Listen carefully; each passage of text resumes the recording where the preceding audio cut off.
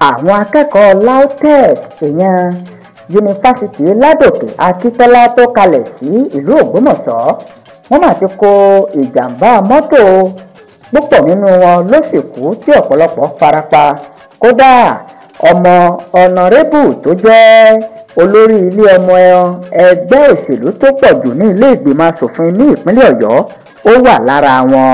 Àwọn akẹ́kọ̀ọ́ fásitì ìmọ̀ ẹ̀rọ Ládòkè Akíntọ́lá ní ìlú Ògbómọ̀ṣọ́ wọ́n ti kó ìjàmbá ọkọ̀ kan lásìkò tí wọ́n ń ṣe ìrìn àjò padà sí ilé ẹ̀kọ́ wọn láti Ẹ̀rìn Ìjẹ̀ṣà.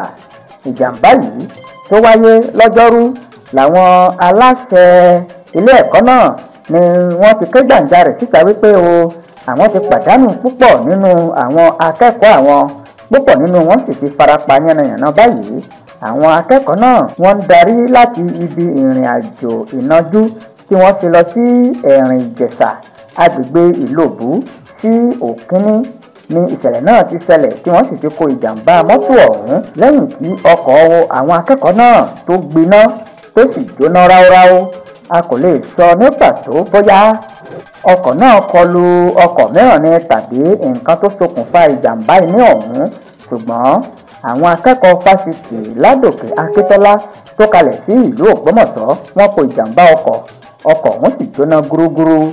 Ààrẹ ẹgbẹ́ àwọn akẹ́kọ̀ọ́ ilé ẹ̀kọ́ náà Àánúolúwa Adébóyè nígbà tó ń bá àwọn akọ̀ròyìn sọ̀rọ̀ lórí ẹ̀rọ ìbáraẹnisọ̀rọ̀ ló ti sọ wípé ìlú Ẹ̀rìn Ìjẹ̀ṣà ní ìpínlẹ̀ Ọ̀ṣun ni wọ́n ti ń bọ̀ wá kí wọ́n tó lùgbàdì ìjàmbá náà. Ààrẹ ẹgbẹ́ àwọn akẹ́kọ̀ọ́ LAUTECH Ògbómọ̀ṣọ́ náà ó tẹ̀síwájú láti ṣàlàyé pé wọ́n ṣe ìrìn àjò afẹ́ lọ sí ibùdó omi olókè gíga Ẹ̀rìn Ìjẹ̀ṣà ìyẹn waterfall lẹ́yìn ìdánwò sáà kínní ní fásitì náà. Bákan náà ló sọ pé púpọ̀ wọn ló wà ní ìpele àṣekágbá ní fásitì ìyẹn final year student. Ohun tí a gbọ́ ni pé àwọn ènìyàn kan kú tí àwọn míì sì farapa nínú ìṣẹ̀lẹ̀ náà, gẹ́gẹ́ bí ọ̀gbẹ́ni Lékan Fádèyí tó jẹ́ alukoro fún ilé ẹ̀kọ́ fásitì LAUTECH tó fi síta. Òun náà kò lè sọ pàtó iye ènìyàn báyìí ló kú tàbí tó farapa. Àwọn akẹ́kọ̀ọ́ yìí jẹ́ akẹ́kọ̀ọ́ lẹ́ka ìmọ̀ ìṣirò tí wọ́n sì ṣe ìrìn àjò lẹ́yìn tí wọ́n parí ìdánwò sáà kínní wọn. Àti iléeṣẹ́ ọlọ́pàá àti àwọn aláṣẹ fásitì náà wọn ò tiẹ̀ lè sọ iye àwọn ènìyàn tó ti bá ìṣẹ̀lẹ̀ náà rìn nítorí wípé wọn ò tí ì mọ iye wọn.